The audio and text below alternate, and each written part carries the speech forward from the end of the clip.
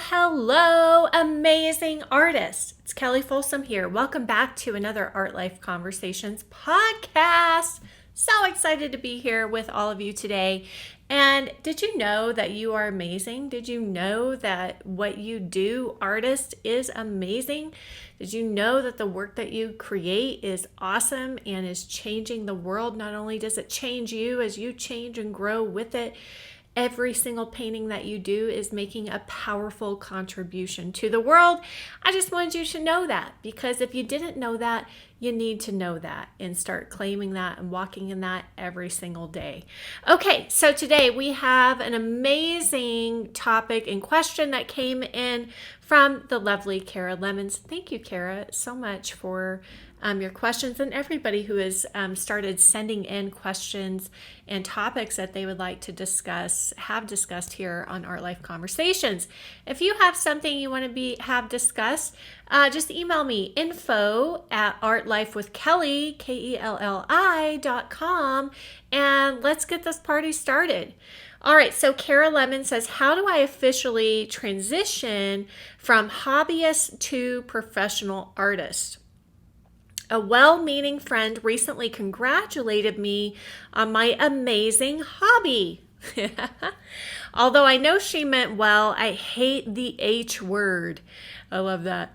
I know I am an early career artist, but I am trying to show up as a professional, and I am constantly working my butt off to produce the highest quality art I can. How can I respond as nicely as possible to the two sets of people who tend to use the H word? People who knew me before I was an artist, and good old boy professional artist.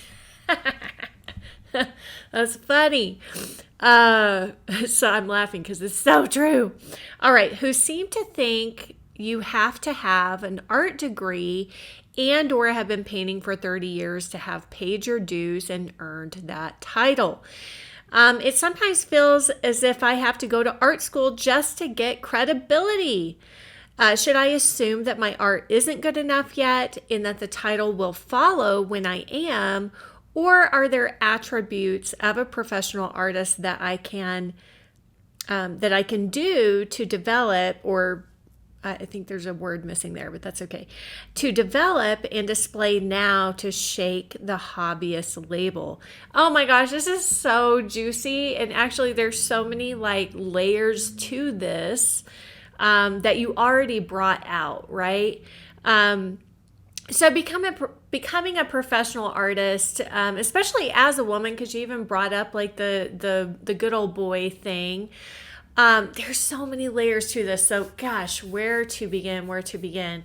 And you also, Kara, kind of hit on, really the most important aspect, and that is that your actions are in alignment with the direction you want to go, with the self-image, the artistic identity and artistic image that you are creating for yourself, right? Sorry about that, my computer.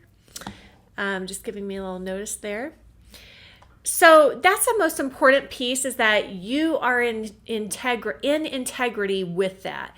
Your daily actions are lining up with the image that you are creating for yourself, first internally, because if we don't embody it internally and we don't believe in it internally, then the outside world will never respond as well, right? But the most important piece is that internal piece, because we really are not in control of how others perceive us, right? And also others' judgments of us. For example, if we don't have an art degree, right? And they maybe somebody out there allows that in their perception to knock us down a notch. It says more about them more than it does about us, right? So if they believe that you have to have an art degree or have been an artist for 30 years to be a real artist, Well, that sounds more about them. It's more about them validating themselves and also kind of knocking you down a peg so that they feel a little bit better about themselves, right? It really is just coming from an ego place and a place of status. So I guess that's the first thing I want to say is like, no matter what our quote unquote credentials are, it really, what matters most is how we feel on the inside, you know? And so if there's any piece there for you, for any of us as artists on the inside that feels like we're not as good as, right? We're not as qualified. We're not as credible, you know, another professional artist. I think that's really the first thing to clear up within yourself. When we are able to do that, and we can do that just by getting quiet, you know, just by getting quiet and letting those things come up, letting those emotions, maybe any self-doubt that's still existing there, come up so that we can process them, deal with them, and get on with our, you know, get into alignment with our future self-image as an artist that we want to be, you know, the lifestyle we're wanting to create, you know, the professionalism we're wanting to create for ourselves as an artist, right? So first and foremost is just clearing up anything, because when people say things like that, it can really bring up some internal, or not bring up, but like shine a light, really just kind of shine a light on any insecurities that we may still have within ourselves that we need to clean up for ourselves, you know. So, and then the other piece of this, you know, you mentioned, I'll just reread it here. But you said, I'm trying to show up as a professional and I'm constantly working my butt off to produce the highest quality work that I can. And these people knew me before I was an artist. So one thing I'll say about whether it's family, friends, community members, people that did know us before we were artists, right? For those people, they have a totally different version of you in their minds. And I know I've experienced this too, you know, because I didn't go straight out of high school into becoming an artist. You know, I waited, you know, a good decade before doing that. And I noticed this too, that people who knew me from my past, whether that was family members or past friends or past acquaintances, I, even with a degree, I felt like I kind of got treated that way. Like, and I think part of it is, I hate to say this, but part of it is also being a woman. I think women artists do get treated a little bit less seriously sometimes, you know, like, oh, good, she found something to do with herself, you know? Oh, wow, I'm glad she found something that makes her happy, you know, rather than, man, she is like serious. She is serious about her art. She takes her art seriously. She's a professional. So sometimes these people from the past, they don't quite understand where you're going with this yet, you know. They just haven't had enough time to acclimate, and some of them may never acclimate to this new career you have built for yourself, right? This new identity, this new path and journey that you are on, that you yourself are taking very seriously. And so sometimes it can just take time for those people from the past to kind of get it, right? But they may never get it, and that's okay. I still have people in my life that just don't quite get, you know, what I'm doing. Like, oh, she just, you know, she's painting pretty pictures, you know, she loves to paint, you know. It's almost like this perception. Obviously I'm not in their head, so I can't know everything that they're thinking, but it's almost like this perception, like, oh, we're just kind of sitting around and going about our day and doing our little things, and then we get inspired to paint a little something, you know. But, you know, I know for myself with friends and family, I've had to really, I don't want to say set boundaries, but really teach people who I am, and therefore teach people how to treat me, right?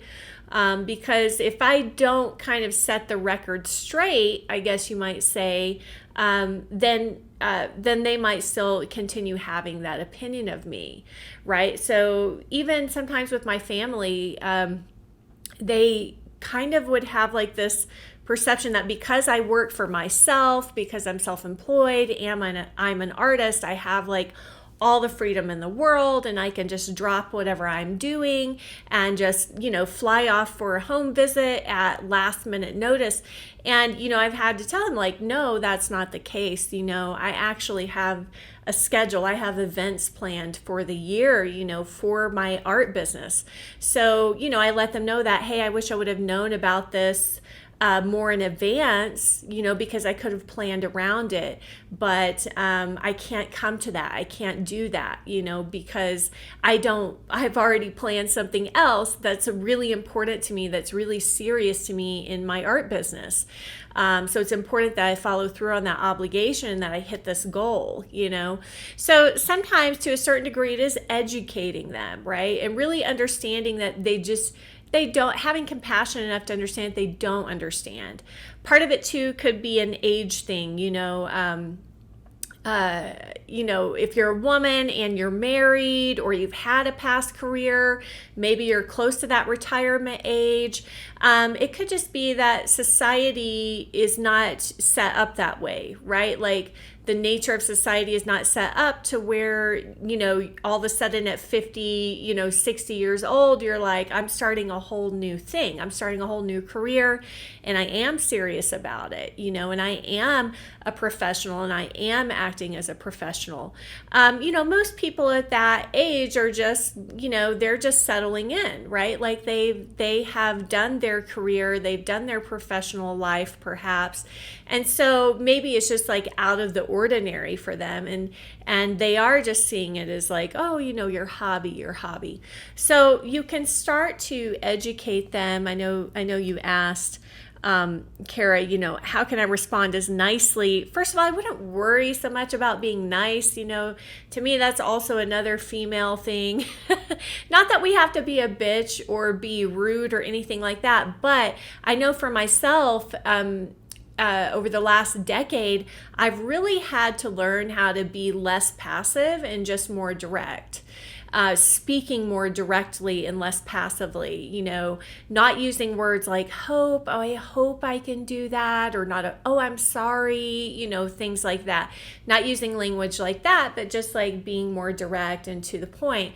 Sometimes we can see that as being more masculine or more alpha, but I just don't think that's the case. I don't even see that as feminine or masculine energy. I just see it as like, I'm just being direct. I'm just being truthful and honest, right? And I'm not apologizing for who I am. I'm not beating around the bush about who I am and what I want in this life. So I know you said, you said, how can I respond as nicely as possible to the two sets of people who tend to use the H word, hobby?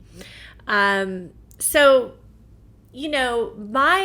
would just watch yourself, your language. So if somebody were to say to me, oh my gosh, I'm so glad that, you have found a hobby that you really love, I think you have to say directly back to them, not in defense. So that's where cleaning up first any feeling of resentment, any feeling of defensiveness within ourselves first before we reply to people like that, because otherwise, that kind of energy is in there, that defensive energy, that resentful energy can be in there and people will feel it, and basically, if we come at it with that kind of energy, people are going to feel like we're accusing them of doing something wrong, and nobody likes to be wrong. Nobody likes to be accused of doing something wrong. And so that's when they might come back and go, oh gosh, okay, Miss Defensive, you've always been so sensitive, or they might not do that. They might even, say, oh gosh, I didn't realize that, So basically first you got to make sure that you're not coming from a place of being defensive or offended or anything like that. You got to really clean that up within yourself, before you respond. But basically I would just respond with, yes, this is my second career. I'm starting my new, art career. I've wanted to do this my whole life, and now I'm able to do it, and I'm really going for it. And I've got some big goals. So it's really a matter of your language, the words that you're using, and in a sense, kind of being vulnerable. I mean, it is being vulnerable whenever you share with people, like, I'm actually really serious about this. I'm getting high quality education. I am working this like I'm working a full-time job. I'm showing up every day. I'm putting in the hours. I'm exhibiting, and then of course, like you say, making sure that your actions are in alignment with the goal that you're pursuing, the professional art goal that you're pursuing. So you make sure I've got a professional website and professional social media set up, right? I'm not just posting on my personal page, right? I'm not mixing personal life posts, for example, with my art posts, right? So I'm actively marketing myself as a professional artist. My language is in alignment with that. I'm not speaking from a passive place, or even if you're learning, even if you're studying and educating yourself, not speaking like a student, right? Not speaking like a hobby artist would, or like even a student artist would, right? I don't really know the difference between that, but I mean, because in a sense, we're all lifelong students, right? We are always studying. I still study and take classes, with artists who I really admire. And sometimes it's just for me to like get out of my own box and to get inspired, by somebody else. But you'll never hear me speaking like a student. And sometimes this in and of itself takes some time, to transition, because even after I graduated art college, I was still presenting myself as a student, and I was really still speaking student words, just in my air, in my sense of confidence, and it took quite a while for me, had nothing to do with anything outside of me. It took quite a while for me to really believe that I was a real professional, confident woman artist, and to really own that fully and own who I was fully, and not look at another artist just because they had 30 more years experience than me as being, somehow more qualified or more credible, right? So that change and that transition has to happen internally first within yourself, And I can also tell you from my past experience, of course, you can get some of the credibility pieces. You can get into shows. You can win awards, right? And I know for me, I thought, well, if I stack up enough of these awards, enough of these shows, that will make me feel more credible. That will make me feel more professional and more confident. And I will say it can help, right? Like, I'm not going to say that it doesn't help, right? Because you're taking professional actions. You're acting like a professional. You're showing up like a professional. So in that way, those kinds of actions, it's not really the results that matter so much. It's not really getting into the show so much that matters, or getting into the gallery so much that matters, or getting the award so much that matters, as it is that you are taking the daily actions, showing up in your life as a professional artist. How does a professional artist act? What do they do? What do they do day to day? How do they treat their business, right? Because professional artists take seriously their art business. How do they treat their marketing? They're not professional artists who are really serious about how their work is, the longevity of their work, the legacy of their work, how the quality of their work, how it's perceived. They don't sit around saying, oh, I wish I could just paint all the time. We all know as professional artists that there's a business side to it. And so we accept that, fully. We accept it. We might not like everything that we have to do. Just same thing with painting. We don't love everything about creating our art, right? There's always hard parts to it. So I would also encourage you, like really get clear, like who is Kara as a professional artist? How does she show up? What does she do on a daily basis? What are her attitudes? What are her language? What's her language? Get a future. Not even a future, it's now, it's the here and now. It's like a guidebook for how you want to show up and make sure that your actions and your thoughts and emotions internally are in alignment with that professional artist that you are becoming. You're really becoming, right? Day to day to day. So in terms of the other people and whatever they're going to think or say, you can always come back and say something to them. If they say hobby word, you can just very simply and directly say, actually this isn't just my hobby, this is my second career and I'm pursuing it with full time, if you want to say full time, however much you are pursuing it, and I really have some high goals for this that I'm working towards every day.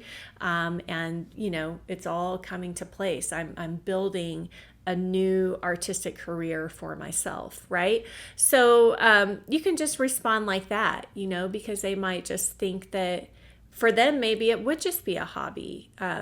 So sometimes it's just a matter of like being bold and also vulnerable. I say bold because vulnerability takes courage. It takes so much courage to be vulnerable and honest with people, and to do it in a loving, non-judgmental way, not making them wrong for thinking what they thought or for what they said, but just going, I just wanted to like clear this up with you about my art. I just want you to let you guys know that my art is not a hobby. I'm not pursuing it as a hobby or a pastime or just a time filler. I'm actually pursuing this as a career. And here's what I'm doing, and in that way, you really invite them to be a part of it if they desire to be. You invite them to kind of participate and to really understand this new endeavor in this new world that you're embarking on for yourself.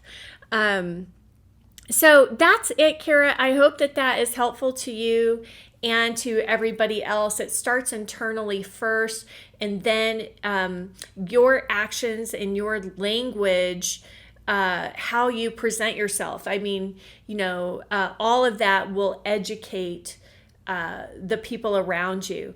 And, other folks who are always going to label you something no matter what, the old boys club. Oh, you don't have a degree. Oh, you're an older woman learning to paint. Gosh, there's a bazillion of those. All the hobby artists, all the Sunday painters, So those people are going to think whatever they're going to think based on, whatever their society and culture preconceptions are, and however it, kind of self-serves their ego. So there's really nothing, even other women artists, that you might be studying with, there's really nothing that you can do necessarily to change their mind. In fact, for me, as an art instructor, one thing that I really aim to, and I even am really uncomfortable now using the word student. Now I am trying to just call my artists because they are, they're not artists in training. They're not students. They're artists. They might be in my program learning from me, but, I'm just there as like a facilitator. I'm just there as a conduit for them, to reach that next level for themselves. So I really don't have any interest in like being above them, right? Like I want them, the artist in my community in the Art Life School. That's part of the reason why too I call it the Art Life School. I want them to reach their full potential, and to create this new self-image for themselves as artists. And I have no interest whatsoever in, lording over them or saying, oh, you're not there yet, or, and I will say this too, like, if somebody is pursuing this as a hobby, like, that's also totally fine. Go for it, do it, like, have a great time. If you don't have any interest from going from hobbyist to pro, for anybody out there who's in that situation, like, just be who you are, be authentic. Have the courage to show up for what it is that you really, really want, what's really true for you in this life. And that may be for a lot of you that you don't want to be a professional artist, and that is totally fine and okay. Being a professional artist is no better than doing it, as a pastime or as a hobby, right? So I just want to, say that too. But at the end of the day, we just don't have any control over somebody else's perception of us. We can communicate with love directly, clearly. We can try to educate. We can show up in alignment. But there's always, haters gonna hate, right? There's always gonna be somebody out there who doesn't like what you're doing or doesn't think very highly of you. And again, it really says more about them than it does about you. Totally. It's funny, I just had somebody who commented on an Instagram post of mine the other day, and he said, "Boy, is that ugly." And I just thought it was so funny, But I also thought, oh gosh, I feel so bad for this person, because it's just a reflection of who they are on the inside. The fact that I thought, well, it's a reflection that you're ugly on the inside, and I feel bad for you for that, because that sucks. It sucks to, have that ugliness on the inside, and that it's just spewing out of you like that, that kind of criticism and looking to do things like that. It's, I have compassion for it, because it's like, gosh, it would suck to be that person and just stuck in that mess and that grossness, So anyways, thank you all so much for being here. I hope that this has helped you in some way. Just as a side note, just make sure that your actions and your internal emotions are lining up with the identity that you are trying to achieve, with the goals that you are trying to achieve. And a lot of these issues will begin to resolve themselves. For those of you who aren't aware, Art Life School is open for enrollment right now. Yes, it is. And I help artists from all levels, from beginners to advanced artists.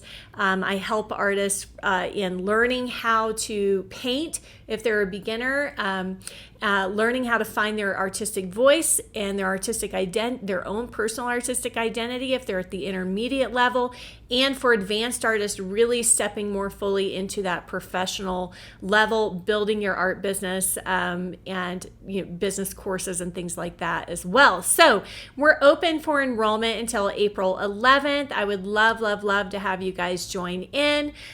Get whatever you need from me out of the program so that you can ascend to that next level in your art life.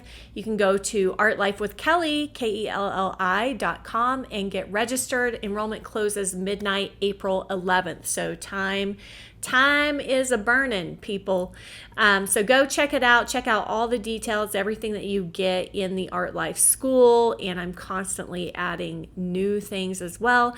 We'll be doing the live run through for Finding Your Artistic Voice in May, complimentary with your Art Life School membership. So if you're interested in that, you're going to want to get signed up, because the live run throughs, you get additional live coaching calls and support calls with me, which have immense value.